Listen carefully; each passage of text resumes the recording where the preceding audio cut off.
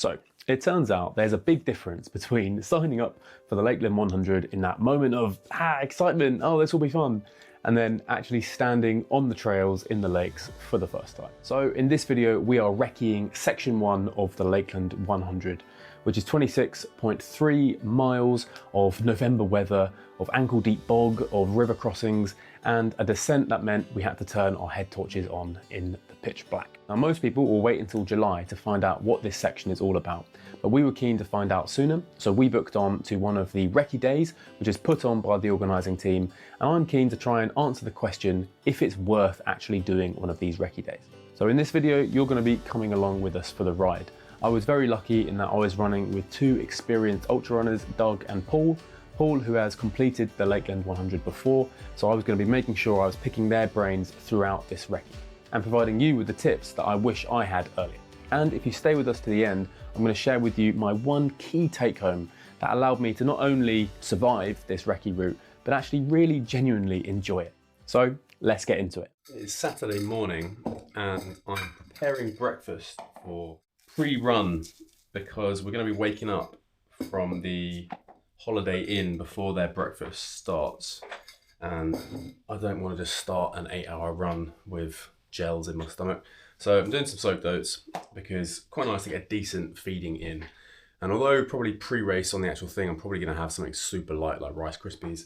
Having something a bit more substantial for this one is going to be a way of training my gut. So I'm going to have that. I'm even going to put some protein in it because it will slow it down a little bit and mean I get some signaling to make the run a little bit less stressful on my body. So a bit of protein there is going to be good. And also we're going to be making some banana bread today and some cookies, just so that there's something fun to eat straight after we finish the race, so that there's something I want to have and actually top up those carb stores. So another thing we're going to be sorting out is recovery food. You don't want to finish your 8-hour run, find there's no shops nearby, and then you're just in a bit of a hole. So I'm going to plan a big protein shake just because it's easy, storable, portable. And also we're going to make up some banana bread and some cookies. So there's something that we really want to eat in that hour after, just to bring ourselves back up so that we're not falling asleep on the drive. So just planning run food, and got for a mixture of some whole foods, some gels that I want to play with. And so a bit of like a trail mix vibe here. But something I've done to try and make it easy to understand how much carbohydrate I'm having is I've labeled my bag. So I know there's 140 grams of carbohydrate in this one, 70 grams of carbs there. So you know how much is in each gel. I know that the mini cheddars are 11 grams of carbohydrate, the squares are 13. And then I've put these gels in a separate pack because these ones contain caffeine. So I know that when I'm in my running pack and I'm getting started, I can have these in a separate pocket. I can go to these first, because I want to have the caffeine a little bit earlier so I can really get the benefit. And I'm then going to have hot cross buns as my whole food. So this will probably be lunch. So I'll time that so it's midday. I'm not having 4 of them. 2 of them I have to drive up today. 2 of those are going to be peanut butter and Nutella, just to try and keep it super high calorie. And then I've got a bit of an emergency carb mix here. So if I'm really struggling and I need some quick carbs, a bit more than I planned, then I've got that one in my bag. Electrolytes. There's going to be quite a lot of electrolyte coming in through here, but I am a high sodium sweater, so I am going to be using some of the Pure Sport watermelon salt ones. These are quite high strength depending on how much you mix it with.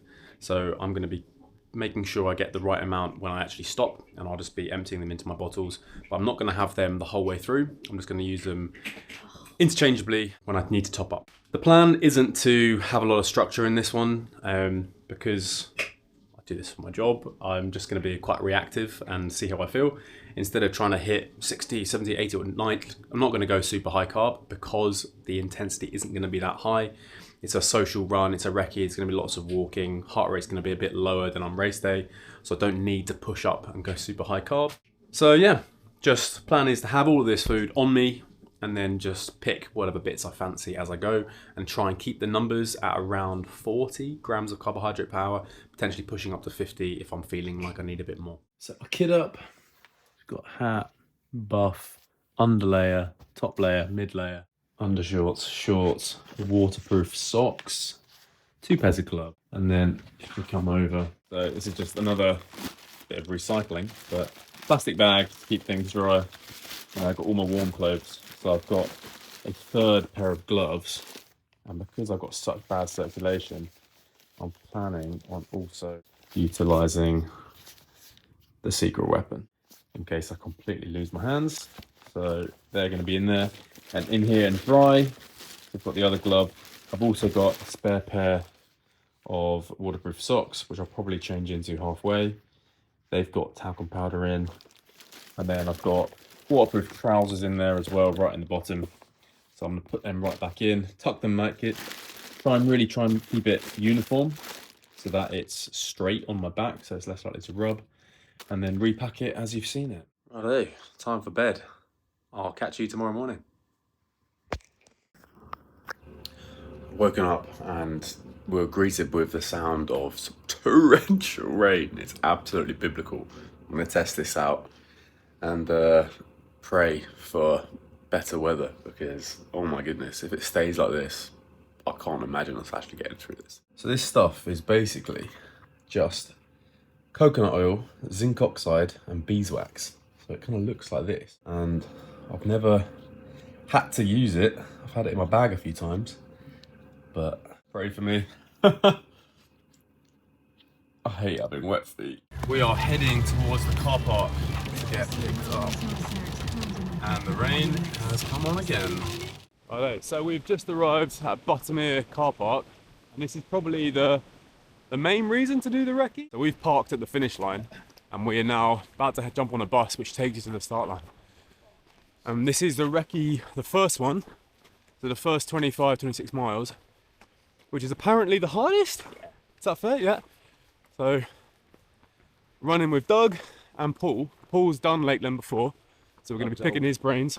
The rain has eased a little bit from this morning. It's a good opportunity to test out our kit. We are at John Rudkin School in Coniston. So this is the start point for Lakeland 100. So we've just been dropped here. It's about an hour and 15. So we just come from Buttermere. We're now right, and we're off. Incline straight away. What's that, run into a car?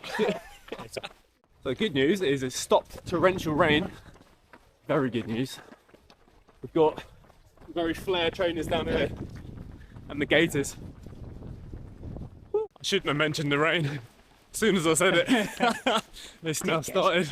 That's my fault, team. Righto, got layers. Got under, compression, t-shirt, Montane, and a wet one. Don't think I'm going to stay very dry for long. So recce 1, watch said 26.3 miles.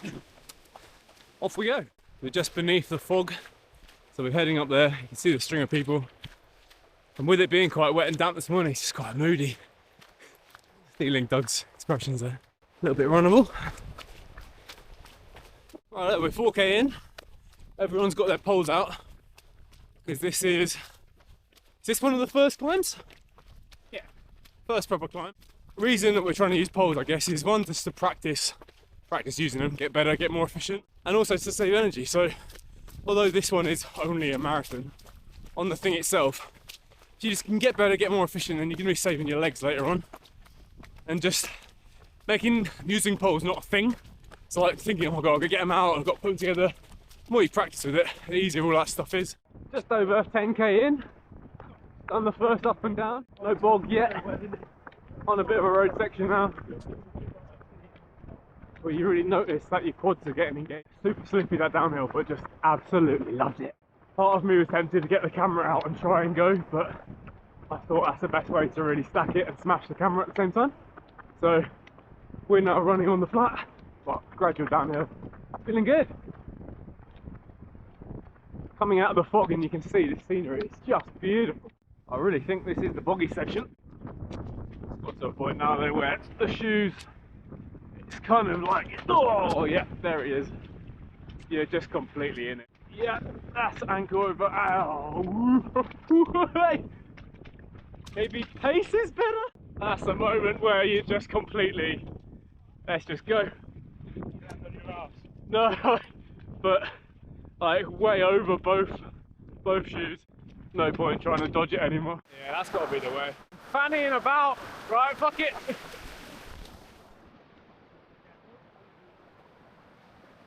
So we're just over 3 hours in, and we are also just over halfway. So actually we're making pretty good time. 21.6 kilometers left. 3 hours 11 minutes. We're flying. And we're actually in a little runnable section. Feet are now completely gone.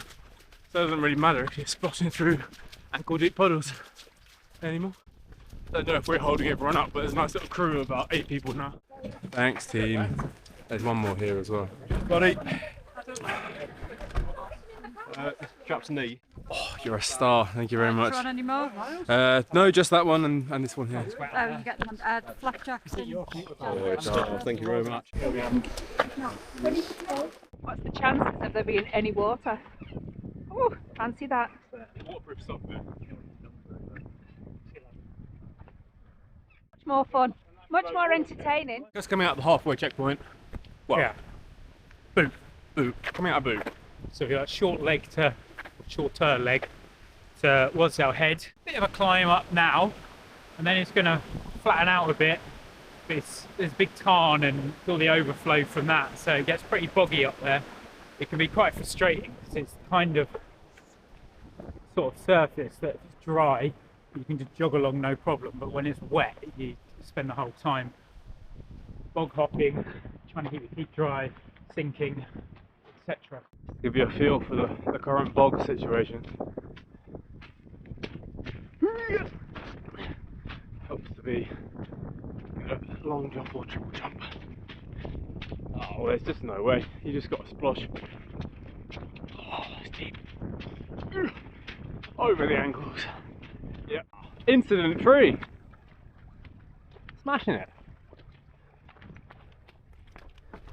So we've got 12k to go. Talk to me about the climbs. What are we doing? Swearing a lot. Guess how many times you stacked it today? I'd say 3 or 4. I wasn't even around. We're a little bit higher. Oh really? Yeah. Well, at least you've not gone up to your arse in bog. So Oh, I no, mean, I have. you have, as in literally up. Oh yeah, I'm cancer and my everything's actually so Oh right, still okay. gone off my back. Everything. So you could pee and no one would know. There you go. Time is now 2:45. We're 33k in and starting to lose the light a little bit. It's just a beautiful section.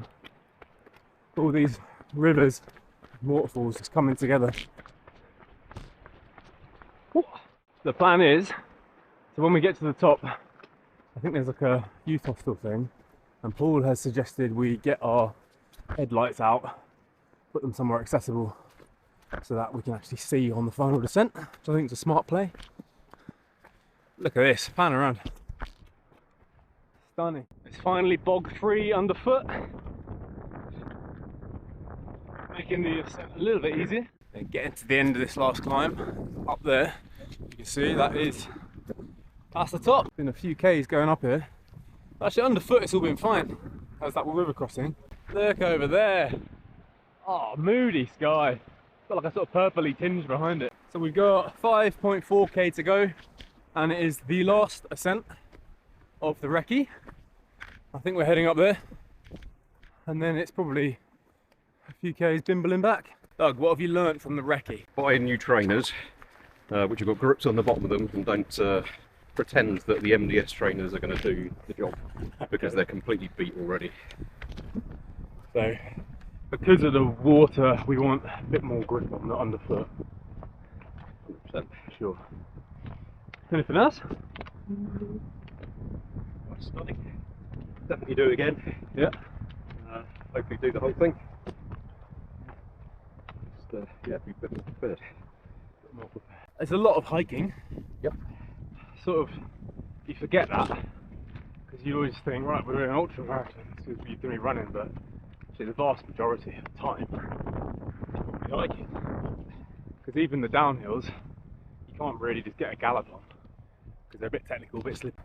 Paul said that the last 3 stages are a bit easier, but less technical. Everything's relative. What have you taken from the recce, Paul?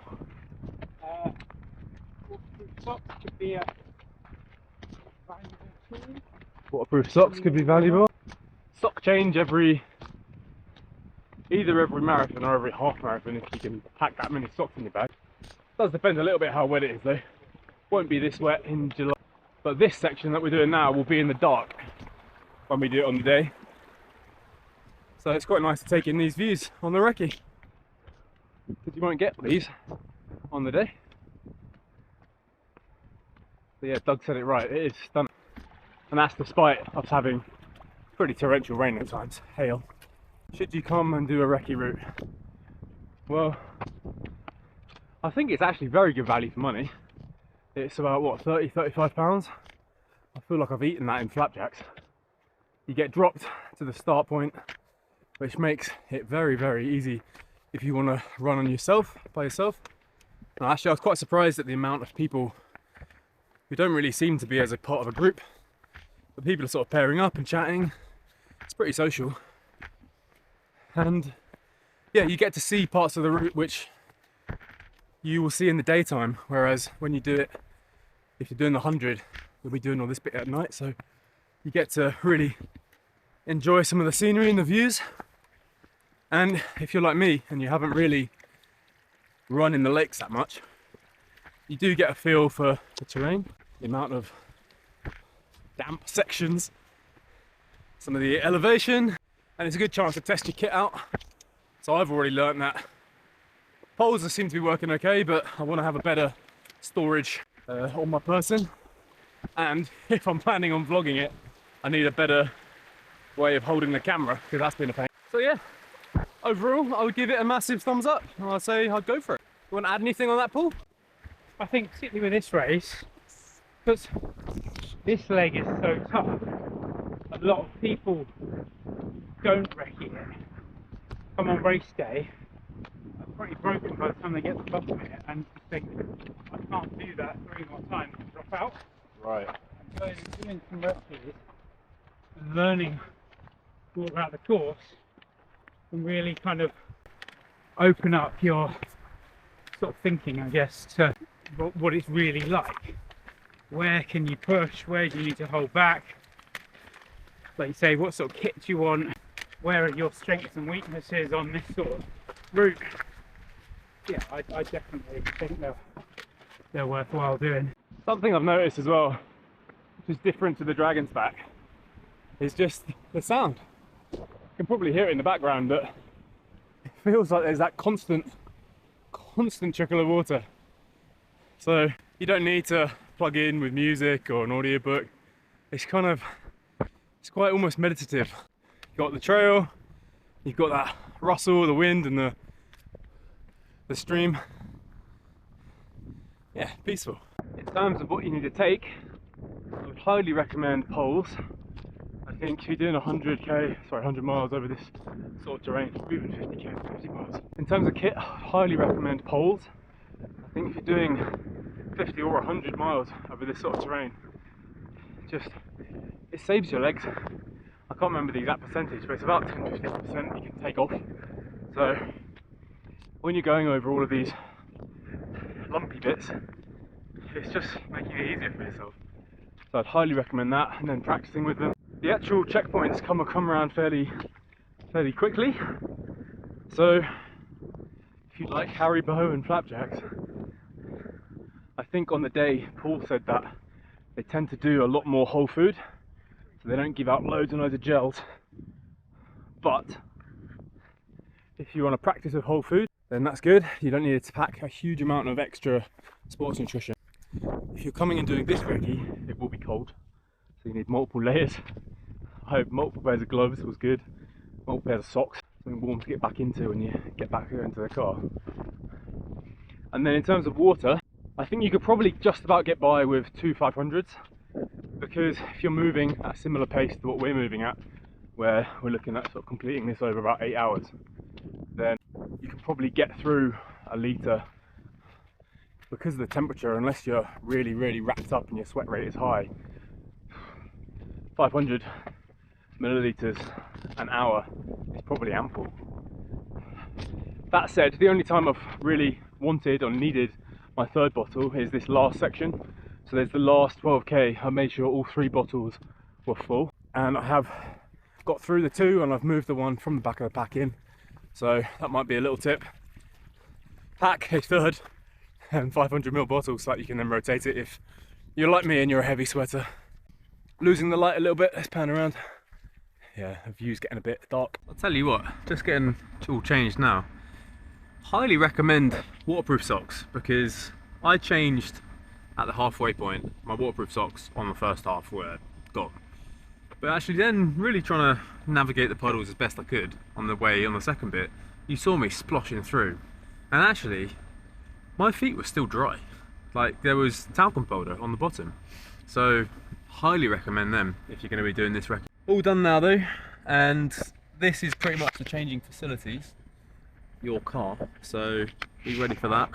It's not pretty, but bring loads of clothes and get yourself ready to get warm. So to sum things up, we thought this recce day was hugely valuable. It provided a massive training stimulus that's highly specific to the race because you're actually running the route, and actually great value for money as well. In fact, all three of us have signed up to the second section and the next recce day, which is in March. If you found this video valuable, then consider popping a like, dropping a subscribe, and I'll see you in the next video.